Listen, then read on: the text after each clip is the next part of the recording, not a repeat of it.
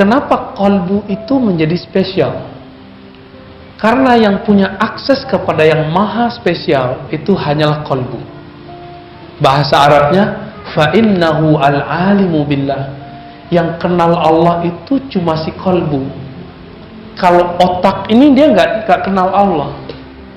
Jantung yang bentuknya seperti buah sanubar itu dia juga nggak kenal Allah. Yang kenal Allah itu bernama kolbu rohani. Yang dulu semua kita pernah bertemu dengan yang menciptakannya.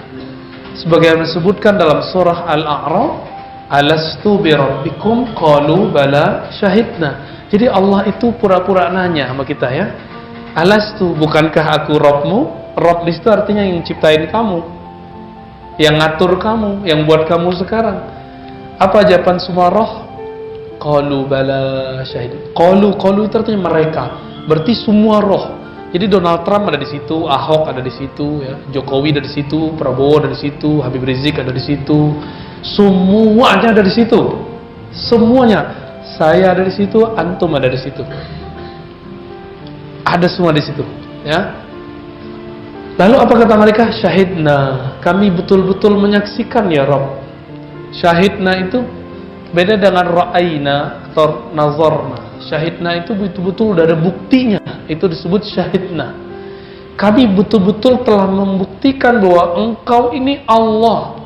Maka ketika ada ayat di surah Ali Imran, syahidallahu annahu la ilaha illa huwa wal malaikatu wa ulul ilm qa'iman bil qisti, sampai akhir ayat. Kalimatnya syahidah. Ternyata yang bersaksi itu bukan hanya roh. Yang memulai bersaksi adalah Allah itu sendiri. Syahidallah. Allah bersaksi. Malaikat bersaksi. Lalu orang-orang yang berilmu bersaksi. Yang berilmu itu siapa? Itulah si kolbu. Makanya kemudian dia ditaruh setelah malaikat. Jadi jika antum itu kenal Allah, dia langsung wow. Wow dan setelah malaikat.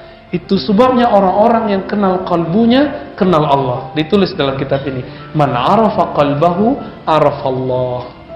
Yang kenal kalbunya karena kalbunya dulu pernah ketemu Allah, maka dia akan kenal lagi Allah.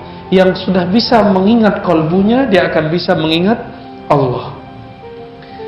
Maka beliau ukur kita itu sebenarnya sudah ingat Allah atau belum. Diukurnya sudah ingat kalbu atau belum. Gimana cara mengukur yang paling sederhana? Tinggal sholat, takbir, lalu pikiran apa yang paling dominan saat kita sholat. Jika kolbu itu bergantung ingat kepada yang punya kolbu, berarti dia sudah kenal Allah. Tapi kalau masih mikirin A, B, C, D, sholat kok mikir? Sholat tuh gak mikir, sholat itu zikir. Coba cek ayatnya, surat Thaha ayat 14. Aqimis sholata lidzikri.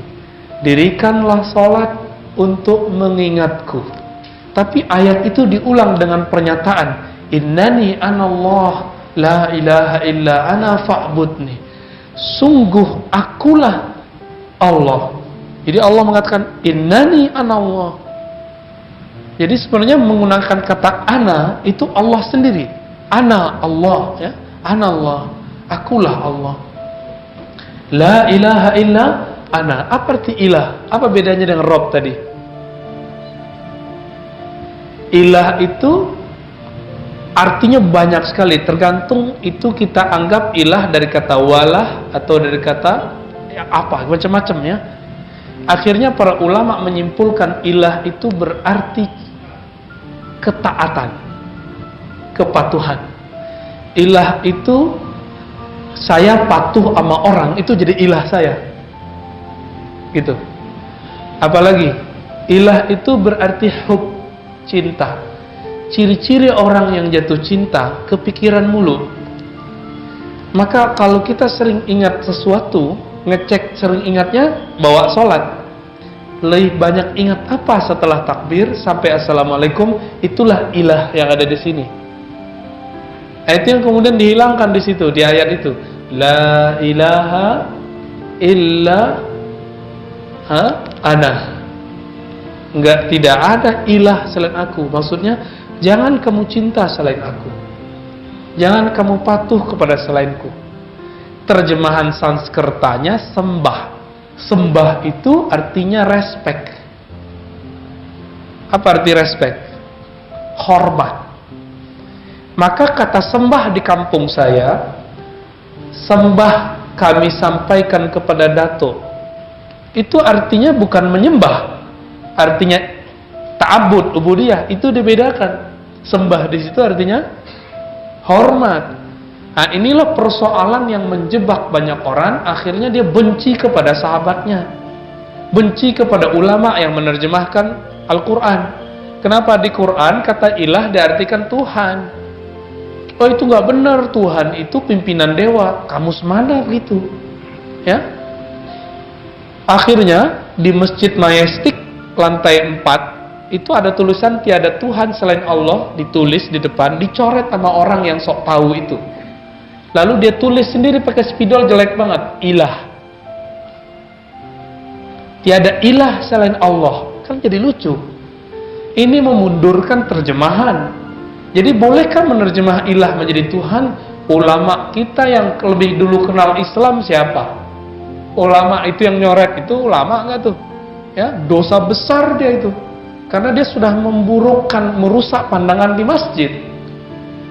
Ngaji dong ya, jangan cuma ke satu ustadz yang mengatakan yang nggak lolos bahasa Indonesia itu ya. Kalau kita nggak kuliah di Indonesia, nggak nyantri di Indonesia, cuma belajar di luar, pulang kursus aja lagi ya. Jangan nyala-nyalain terjemahan yang sudah dibuat ulama. Ulama yang sudah 20 tahun ngaji di Madinah, di Mekah, namanya Syekh Abdul Rauf Al-Jawi As-Sinkili ya. Singkil ya. Itu Aceh sono. Itu 20 tahun ngaji di Mekah Madinah. Gurunya ahli hadis bernama Syekh Ahmad Al-Qushashi dan murid beliau, asisten beliau namanya Al-Qurani. Itu muhaddis kabir. Semua ahli hadis kalau punya silsilah ijazah hadis pasti nyambung sama orang ini, dua imam ini. Ya. Itu Syekh Abdul Rauf nulis kitab terjemahan, ya, Terjemahanul Mustafid atau apa namanya ya. Sudah ada yang nulis itu. Ditulis kalimat terjemahan la ilaha itu tiada yang berhak disembah. Kadang tiada Tuhan, ada semua. Rob itu Tuhan, diterjemahin semua. Biasa kok. Lebih lama dia ngaji daripada kalian yang mengharamkan kata Tuhan. Tinggal T-nya gede atau kecil. Belajar dong huruf kapital bahasa Indonesia. Gergetan kita sudah ya. Jadi kita kalau sudah bilang tiada Tuhan selain Allah, langsung dia berangkat pergi. Gak mau lagi ngaji sama kita. Dianggap kita ini penyembah berhala. Betapa jahilnya itu orang. Gak tahu nanya. Baca buku-bukunya. Abdul Rauf As-Sinkili abad keberapa? Gak tahu. Baca sendiri deh ya. Sehingga jadi Islam ini bukan barang baru di negeri ini. Terjemahan ilah bukan barang baru di negeri ini. Gitu ya. Tapi kalau udah bahas akidah gitu, saya jadi agak sedikit naik suaranya ya. Udah, kita kembali ke qalbu lagi deh, biar adem. Allahumma sholli ala Muhammad. Allahumma sholli ala.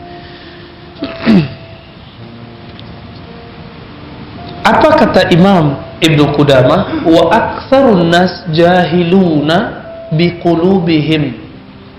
Nah, itu kalimatnya. Kebanyakan orang itu tidak kenal qalbunya wa nufusihim, dirinya. Beliau ini ahli hadis, nggak mau menggunakan sebuah kalimat yang masyhur di kalangan ahli zikir, ahli qalbu, ahli sufi, ahli tazkiyatun nufus, terserah antum mau sebut mana, orangnya sama kok ya. Ini persoalan lama lagi tuh ya. Gengsi nyebut tasawuf pakai istilah tazkiyatun nafs, isinya sama. Apa kata mereka? Man arafa nafsahu faqad arafa rabbahu. Karena beliau sensitif dengan kata-kata itu, siapa yang kenal diri, kenal Rabbnya, beliau ganti. Man arafa qalbahu arafa rabbahu. Siapa yang kenal kalbunya, maka dia kenal Rabbnya. Tapi isinya sama nggak tuh? Sama. Bedanya beliau nggak bilang hadis karena beliau ahli hadis. Nah, ini PR. Kalau antum ahli hadis, ada orang salah nyebut hadis, nggak usah ditahzir. Nggak usah ditahzir. Wasiat bil haq, bis sabr. Nggak langsung ngamuk-ngamuk, ya. Nggak langsung bilang zindik, itu jahil, nggak usah bilang gitu. Langsung bilang, mohon maaf, ini hadisnya tidak sahih. Gitu. Selesai itu. Kalau dia nggak terima, baru kita bilang ente baru jahil gitu. Tapi kalau udah kita kasih tahu, kita bilangin baik-baik, pakai cara lo bilanginnya. Orang-orang ahli tasawuf itu, ahli thariqat sufi itu mereka ahli kolbu. Maka sentuh kolbunya. Jangan singgung amalannya. Mazhab fikih dia sudah beda sama kita. Sekali singgung mereka, antum ngomong kolbu aja dia nggak terima. Gitu. Ini yang terjadi pada Ustadz favorit antum semua, Ustadz Abdus Somad. Ustadz Abdus Somad kurang sufi apa? Kurang ahlu sunnah aswaja apa? Tapi karena beliau cuma ngomong khilafah, langsung kawan kita yang satu lagi nggak seneng gitu ya. Itu aja masalahnya. Padahal sama fikihnya, sama akidahnya, sama. Nah, ada beliau sensitif. Nah, semoga ini selesai semua lah ya. Di kalangan yang memfavoritkan Ustadz, jangan terlalu emosional juga ya, santai aja. Lalu dikatakan oleh beliau, kenapa orang tidak bisa langsung kenal dirinya? Emang di Quran sudah dibilang, sudah dikatakan bahwasannya Allah yahulu bainal mar'i, ya, antara mar'i dengan dirinya.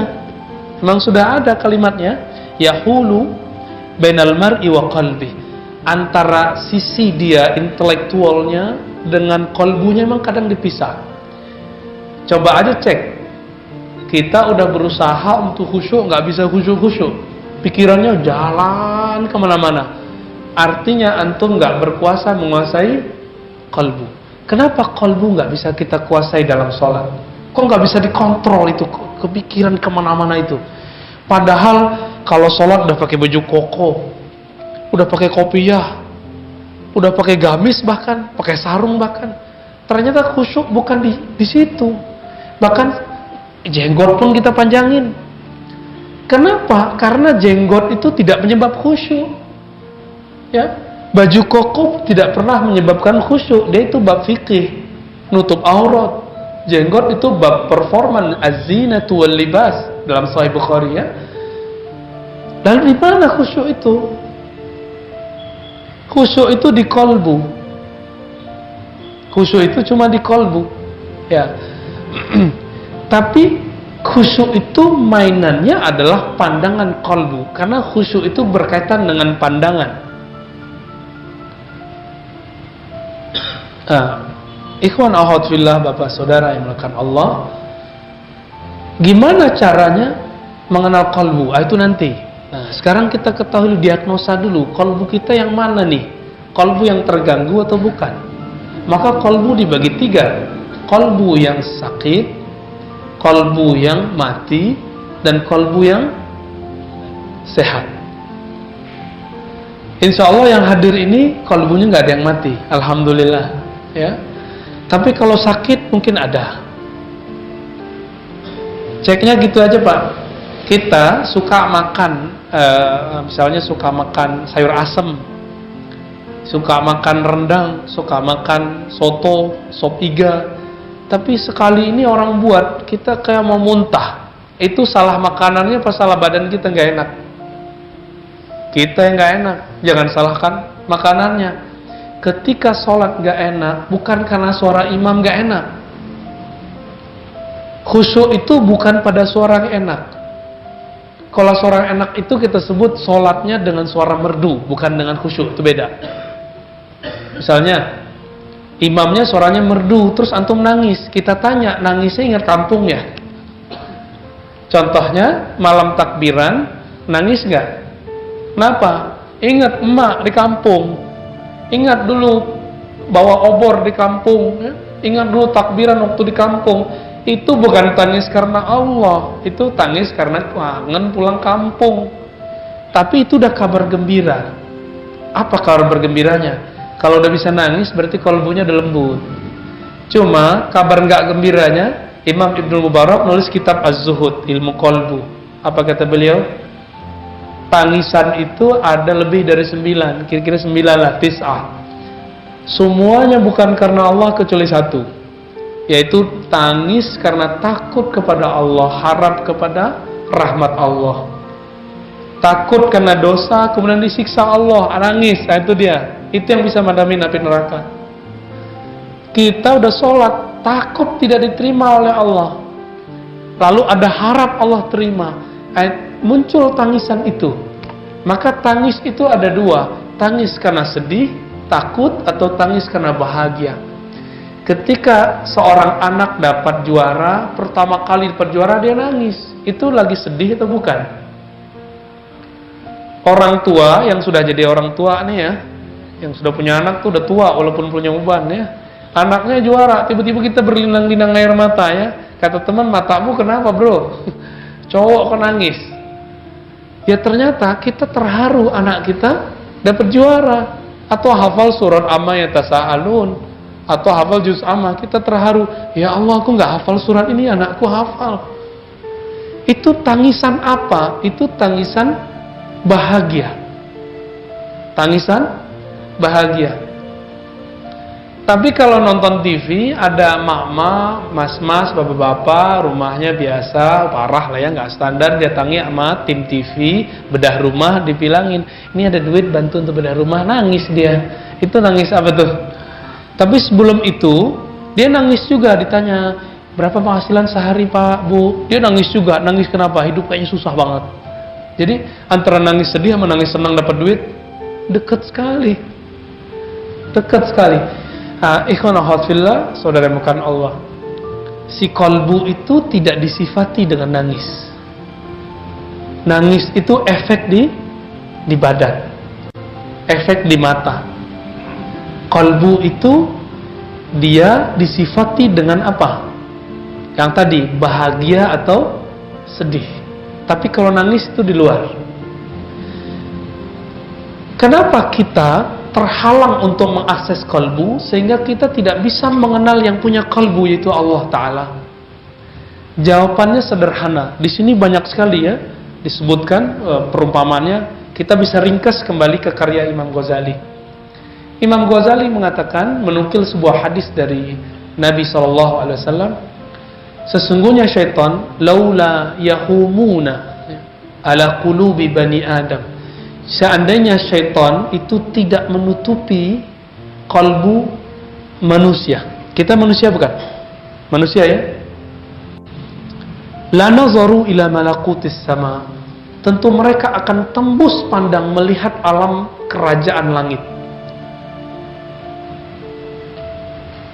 Di langit sana ketika Nabi Mi'raj, di langit pertama ketemu Nabi Adam alaihi salatu wassalam, langit kedua Nabi Isa dan temannya Nabi Yahya, terus sampai ke langit ketujuh ketemu Nabi. Benar gak? Berarti di sana, di langit sana yang gaib itu ada para malaikat, ada para nabi alaihi salatu wassalam. Maka jika antum sudah diberikan kebeningan kalbu, akan dikasih hadiah oleh Allah Ta'ala, bertemu mereka, bertemu Rasulullah Sallallahu Alaihi Wasallam dalam kalbu. Ini yang dikatakan oleh Rasulullah, man ra'ani fil manam faqad ra'ani. Siapa yang sudah bening kalbunya, dia akan tembus melihat ke langit sana, tembus melihat alam lana, sehingga dia memandangku. Ketika dia memandangku, itu benar-benar aku. Fa inna syaitan la yatamassalu bi, karena syaitan tidak bisa menyerupai aku. Tapi kenapa kita tidur kok nggak lihat Rasulullah? Kok yang terlihat Avanza lagi, ya, Alphard lagi, Pajero lagi, rumah lagi, proyek lagi, ini lagi. Kenapa itu yang muncul? Nggak usah sedih.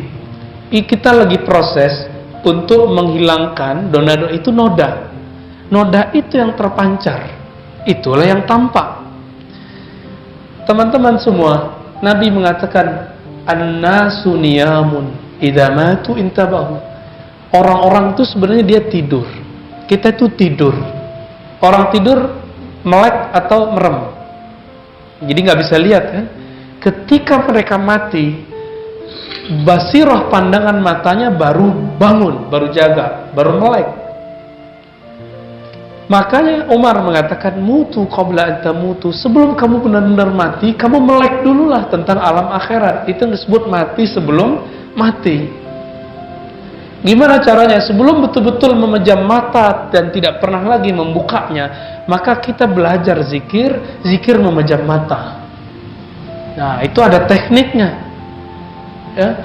Ada caranya, dan itu diijazahkan guru kita dari gurunya sambung sampai kepada Ali bin Abi Thalib, kepada Abu Bakar, kepada Umar, Utsman, kepada Abu Hurairah, Salman Al-Farisi, dari Nabi Shallallahu Alaihi Wasallam. Nggak bid'ah. Tapi ada orang yang tidak punya pemahaman itu, tapi dia nggak ngerti, dia buat hukum. Oh, nggak boleh zikir pejam mata, mirip sama Buddhis. Dari mana itu ya? Kalau begitu antum yang pakai tasbih mirip Buddhis dong. Ya. Kita pergi haji pakai baju ihram nggak ada jahitnya, mirip apa pendeta biksu nggak? Mirip sekali. Ya, warnanya aja bedanya. Maka Imam Ghazali mengatakan manusia itu punya roh. Rohnya itu satu jenis dengan malaikat. Jadi ini kabar gembiranya. Jadi antum itu punya roh. Rohnya itu makhluk langit. Tapi nyampe di sini kok pesek-pesek gitu ya. Kok ada yang brewok, ada yang enggak gitu ya. Ada yang macam-macam deh. Ada kemajuan perut, ada yang kemajuan pipi, macam-macam. Kenapa beda? Nah, ini tubuh. Ini tubuh mirip kayak hewan. Mirip persis. Kita punya bulu, si monyet punya bulu. Jadi jangan bangga dulu kalau dadanya berbulu ya. Itu saudaranya sama gorila tuh. Ya, jangan bangga dulu kuat ya. Itu kalah sama kerbau. Kalah. Maka ketika kita betul-betul jadi manusia, kita nggak hanya ngurusin tubuh. Antum silakan ikut fitness, tapi jangan dewakan tubuh ini. Ya, sengsara nanti ya. Capek. Yang emang kerjaannya harus butuh wajah gagah, cantik, jangan terlalu memanjakan muka ini. Suatu saat dia akan keriput kok. Ya. Wajah yang cantik itu kan yang kita baca dalam iftitah. Wajah tuh, wajahnya itu wajah apa? Bukan wajah ini, tapi wajah kolbu. Karena kolbu itu hanya mau menghadap kepada Allah. Lalu sekarang kok ketika sholat, kolbu kita nggak bisa berkiblat kepada Allah. Tubuh udah ke Ka'bah, mata udah ke tempat sujud. Apalagi kurangnya? Kurang kolbunya, ketutup. Apa yang menutupinya? Pertama, disebut dengan karakter hewan ternak. Apa karakter hewan ternak? Hewan ternak itu ada pada kita, suka makan, benar nggak? Suka makan, minum, ngoceh, ya itu burung-burung kalau udah kenyang ngoceh aja tuh ya, yang itu ya, bertweet itu ya. Sekarang jadi Twitter. Apalagi mohon maaf, aktivitas seksual itu bagian dari hewani. Maka pembeda kita dengan hewan, makan, minum, tidur, ngomong dimulai dengan basmalah. Jadi minum itu dengan bismillah. Bahkan Nabi mengajarkan orang sudah menikah hubungan spesial pakai bismillah supaya beda dengan al-an'am itu, karakter hewan itu. Nah, siapa yang sudah mulai melakukan itu, dia sudah nggak hewani lagi. Antum udah nggak sama lagi sama hewan. Nah, semoga kita mulai dari pagi tadi lebih banyak basmalahnya. Bismillah mau jalan, bismillah mau makan. Jadi beda hewan dengan manusia yang kenal Allah. Makan apa? Makannya orang kenal Allah, dia makan karena ingin kuat mengabdi kepada Allah, supaya kuat nanti berdiri di hadapan Allah, supaya kuat nanti jalan menafkahi hamba Allah bernama anak istri. Itu. Maka makannya orang yang kenal Allah bukan karena dia ingin memenuhi perutnya, bukan karena ini enak nih, enggak. Udah begitu belum? Kita latihan ya sama-sama. Ntar malam yang mau makan, coba ya Allah saya mau makan karena ingin mengabdi kepada Engkau. Tolong kuatkan satu suap ini untuk menjadi modal untuk ibadah kepada engkau dalam ibadah formal ataupun ibadah sosial. Antum kerja itu kan ibadah juga. Saya bolehkah sholat itu kalau nggak ada orang lihat, terus sholat maghrib saya buat 2, boleh nggak? Kan nggak ada orang lihat. Kalau antum udah buat ibadah itu masuk ke wilayah kerja, kerja itu ibadah loh ya. Kerja itu ibadah. Beranikah saya korupsi waktu? Beranikah saya korupsi duit? Nggak berani. Kenapa? Saya anggap ini ibadah. Langsung dipandang sama Allah, CCTV nggak perlu. Nggak perlu. Coba mulai besok pagi, ketika bangun katakan, ya Allah, aku sekarang mau ibadah sosial. Kerja. Coba rasain nikmatnya hidup. Sehingga kita dari bangun tidur sampai tidur lagi itu bersama Allah. Sujudnya orang kerja adalah kepatuhan, tidak korupsi. Rukuknya dia adalah menghormati pakem-pakem dari Allah. Ketika ini haram dia nggak ambil, ini syubhat tidak jelas dia tidak ambil. Itu sudah rukuk lagi kerja. Maka orang-orang yang sudah rukuk dengan rukuk yang formal, buktikan. Ketika orang beda sama kita masih respect, kita kasih tahu dengan baik. Kita jadi atasan, ada kesalahan di tim kita nggak hardik dia. Kenapa? Kita pribadi yang rukuk. Kalau enggak, antum an'am. Ya, sama kal an'am, balhum adol. Balhum adol itu apa? Nggak disebutkan di situ. Balhum adol itu disebutkan di Quran, ayat yang lain, ya. Masih di surat-surat yang berdekatan juga, bahkan di dalam surat itu juga. Maka disebutkan di Quran seperti kamasalil kalb, seperti anjing guguk. Anjing guguk itu sifatnya buas. Ini yang disebut. Jadi dulu saya bertanya panjang lama. Ulaika kal an'am, mereka itu seperti binatang ternak, tapi lebih sesat. Lebih sesat itu apa? Oh, ternyata ada karakter binatang buas. Siapa yang menjelaskan itu? Imam Ghazali. Itu cerdasnya Imam Ghazali. Yang sekarang orang bilang Ghazali sesat. Ghazali itu dia mau memuntahkan filsafat tapi nggak bisa. Antum itu sok tahu tentang Ghazali. Justru Ghazali itu yang mensterilkan falsafah. Kalau nggak ada Ghazali, semua filsafat haram semua hari ini. Teman saya mengharamkan filsafat, ternyata dia masih belajar salah satu bagian filsafat. Apa itu? Matematika filsafat loh ya. Dia haramkan mantik, tapi dia belajar matematika. Itu namanya mengharamkan apa yang dia makan sendiri. Kan banyak sekali ya. Dulu teman-teman saya di kedokteran, kebetulan saya baru pulang dari kedokteran UNAN yang di Padang. Itu mereka banyak soleh-soleh lah ya. Tapi dulu kita punya teman orang kedokteran, dia haramkan filsafat dan mantik. Saya bilang, kamu tahukah sejarah filsafat kedokteran? Gak tahu. Kamu tahukah Ibnu Sina itu siapa? Itu filosof. Kamu tahukah Ibnu Qayyim yang kamu puji-puji setiap hari dengan Syekhul Islam itu siapa? Itu dokter. Dan dia menukil filosof namanya Jailinus. Nah, maka Ghazali ini cerdasnya bisa mengeluarkan teks-teks yang rumit. Jadi siapa itu balhum adol? Ini yang disebut. Jadi ada karakter buas. Karakter binatang buas. Kalau buas itu karakternya apa? Makanannya diambil, dia marah. Ya. Orang yang dia suka dia ambil, dia terkam. Nah ini. Jadi kalau coba cek ya, kita ini semua punya itu. Setiap hari mungkin naik turun.